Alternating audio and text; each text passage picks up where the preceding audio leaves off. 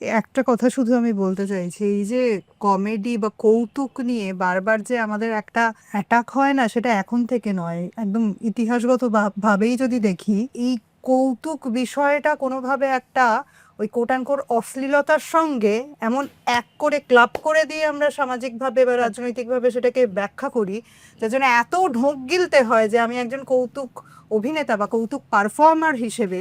আসলে যে আমি সমাজটাকে যেভাবে দেখছি সেটাকে আমি আমার মতন করে অ্যাড্রেস করার চেষ্টা করছি। সেটা বিভিন্নভাবে হতে পারে, থিয়েটার করে হতে পারে, সিনেমা বানিয়ে হতে পারে, কয়েকটা বক্তৃতা দিয়ে হতে পারে, আবার কৌতুকের মারফতে হতে পারে, সেটা কৌতুক নাট্য হতে পারে, কৌতুক বিভিন্ন ধরনের পারফরমেন্স হতে পারে। কিছুদিন আমরা কৌতুক অভিনয় বা কৌতুক পারফরমেন্সকে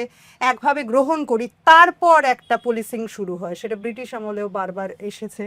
এবং তার পরবর্তীকালেও বারবার যতক্ষণ না এসেছে। আমার অস্বস্তি হচ্ছে সেইখানে একটা ঢোক গেলার জায়গা তখন আমাদের, আবার ওই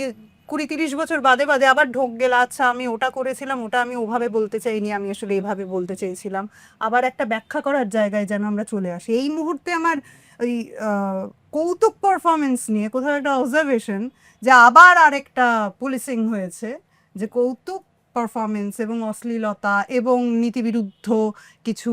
প্রশ্ন ইত্যাদি নিয়ে আমরা বড্ড বেশি সেন্সিটিভ হয়ে আছি।